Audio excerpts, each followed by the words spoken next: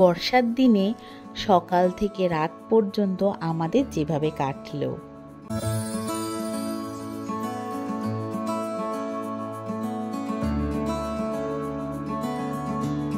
Hello everyone, কেমন আছো সবাই? আশা করছি সবাই ভীষণ ভালো আছো, আমরাও ভালো আছি। আমাদের ছোট্ট সংসারে তোমাদের সকলকে জানাই অনেক অনেক স্বাগত। আজ সকালবেলায় আর তোমাদের সঙ্গে কোনো রকম ভিডিও শেয়ার করিনি। আজকে অনেকটা কাজ ছিল, আঁখি স্কুলে চলে গেছে, রান্নাবান্না কমপ্লিট করে নিয়েছি। কি রান্না করেছি পরে নাই দেখাই। এখন আমরা যখন শ্বশুরমশাইয়ের বাড়িতে থাকতাম তখন অনেক কিছু না ফেলে দেওয়ার জিনিস ছিল। এবার ওগুলো তখন কোথায় ফেলবো, আসলে ভাঙা চোরা। তারপরে আগে যখন তোমাদের দাদাভাই অন্য একটা ব্যবসা ছিল, সেই ব্যবসার কিছু যন্ত্রপাতি রয়ে গেছে, সেইগুলো বিক্রি করে দেবো। ওগুলো লোহার জিনিস তো, এখন ওগুলো কাজে লাগবে না, শুধু শুধু রেখে দিয়ে তো কোনো লাভ নেই। তো তখনই ভেবেছিলাম এই কাজটা করব, কিন্তু এই আমার শ্বশুরমশাইও এই কাকার কাছে জিনিসগুলো বিক্রি করতো। উনি কিন্তু খুব পরিষ্কারভাবে না জিনিসগুলো নেয়। দেখো আমার এই মানে যেখানে ভাঙাচোরাগুলো রেখেছিলাম কি অবস্থাটাই না হয়েছে। উনি একদম ঝাড় দিয়ে পরিষ্কার পরিচ্ছন্ন করে তারপরে কিন্তু জিনিসগুলো নিয়ে গেছে। হ্যাঁ, আমার একটু খাটনি অবশ্যই কমেছে। আমি ভেবেছিলাম এই কাজগুলো তো আমাকেই করতে হবে, এই জন্য না রান্নাবান্নাটা তোমাদের সঙ্গে শেয়ার করিনি। রান্নাবান্না সকাল সকাল সেরে নিয়েছি, প্রতিদিন যেরকম সেরে থাকি আর কি, আঁখি স্কুলে যাওয়ার আগে। আজকেও কিন্তু তার ব্যতিক্রম হয়নি, সেই কাজগুলো আগেও করে রেখেছি। এখন এই জানলাটাকে একটু মুছলাম, জানো তো। আর বাইরে তো ওই আঁখি স্কুলে গেছে 10:15-তে বেরিয়েছে, ঠিক 11টার থেকে বৃষ্টি পড়া শুরু হয়েছে। তোমাদের দাদাভাই ভিজে ভিজে বাজার করে নিয়ে এসেছে। আর বৃষ্টিটা না এমনভাবে পড়ছে, দেখতেই পাচ্ছ তোমরা, ভীষণ কিন্তু জোরে না। দেখো পাতাগুলো এই অবধি ভেজেনি। আর এদিকে না ভেজার কারণ আছে, তার কারণ হচ্ছে ওপরে যে তোমার শেড রয়েছে, এটা তো ব্যালকনির নিচে গাছটা, তাই জন্য ভেজেনি এই পাশের পাতাগুলো। আর এদিকে দেখো কি ভীষণ পরিষ্কার হয়েছে। জানো তো বন্ধুরা, তোমাদের সঙ্গে আজকে একটা কথা শেয়ার করি। এই যে সাইকেলটা তোমরা দেখতে পাচ্ছ, জানো তো এই সাইকেলটা বিয়ের পর আমার বাবা আমাকে কিনে দিয়েছিল। বলেছিল তুইও চালাবি, তোর মেয়েও চালাবে। তো এই কারণে না আমি সাইকেলটা চালানোও শিখেছিলাম। কিন্তু জানো তো খুব ভয় লাগে সাইকেলটা চালাতে, জানি না কেন। যাই হোক, আর সব থেকে বড় ব্যাপার হলো আমাদের চশমাগুলো খুঁজে পাওয়া গেছে। আসলে যখন এই শ্বশুরমশাইয়ের ঘর থেকে যখন আমরা চলে আসি, যখন এই ঘরে চলে আসবো, তখন না ওই চশমাগুলোকে সব ভাঙাচুরোর মধ্যে ঢুকিয়ে দেওয়া হয়েছিল। ভুলবশতই করে হয়েছে। এখন তো সারা ঘর খুঁজে আর পাওয়া যাচ্ছিল না।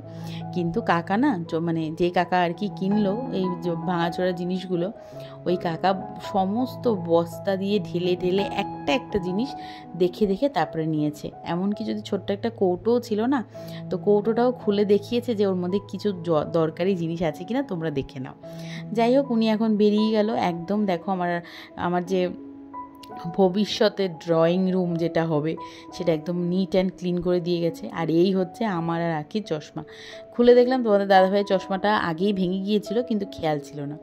আর এখন স্নান সেরে চলে এসেছি, কারণ বললামই পুজো দিয়েছি আজকে। আমিই পুজো দিয়েছি, কিন্তু ভিডিও করা হয়নি। আর স্নান সেরে চলে এসেছি, এখন ভেজে নিচ্ছি এখানে পাঁপড়। আজকে বিশেষ কিছু রান্না করিনি, কারণ তোমাদের দাদাভাই বাজারে আঁখিকে দিয়ে তারপরে বাজার করে এনেছে, সেগুলো সব আমি ফ্রিজে ঢুকিয়ে রেখেছি। রাত্রিবেলায় কিছু রান্নাবান্না করা যাবে। আর এখন এখানে পাঁপড় ভেজে নেব। করেছি হচ্ছে ডাল, আর সাথে করেছিলাম হচ্ছে পটল ভাজা। তো খুবই সিম্পল খাবার দাবার, তাও তোমাদের ভাবলাম কেন না শেয়ার করা যায়। তো আমি তো এখানে ডেলি লাইফস্টাইল শেয়ার করি, তো অবশ্যই আমি যেদিন যেটা রান্না করব, যেদিন যেভাবে আমার দিনটা কাটবে, সেটাই তো আমি তোমাদের সঙ্গে শেয়ার করব।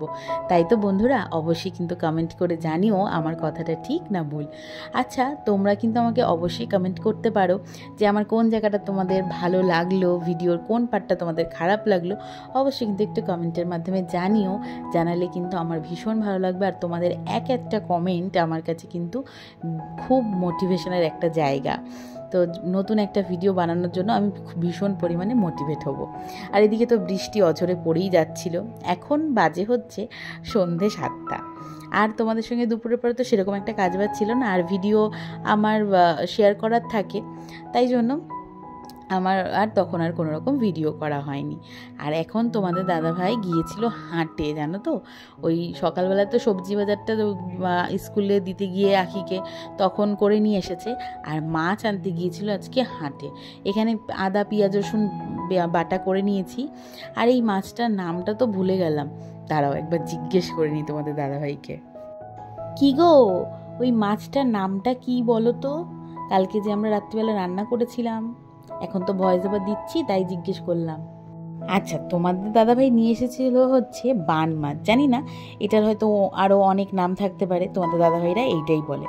আর মাছটা না ভীষণ, একেবারে যেরকম আমরা মাংস রান্না করি ওইভাবে মশলা দিয়ে একদম কষিয়ে রান্না করতে হয়েছিল। তো ভীষণই ভালো ছিল মাছটা, ভীষণই টেস্টি ছিল মাছ। আর জানো তো, এই রাত্রিবেলা এরকম খাবার দাবারটা কেন রান্না করছি? বাইরে পড়ছে বীভৎস পরিমাণে বৃষ্টি। আর জানো তো, খিচুড়িটা না আমি অত পছন্দ করি না, ওই জন্য খিচুড়ি রান্না সেরকম একটা করা হয় না। হ্যাঁ, তবু বর্ষার দিনে একটু খিচুড়ি মাঝে সাঝে রান্না করতে ইচ্ছে করে। আমার ডালিয়ার খিচুড়ি ভীষণই ভালো লাগে, তোমাদেরকে আগের দিনকে তো বলেছিলামই।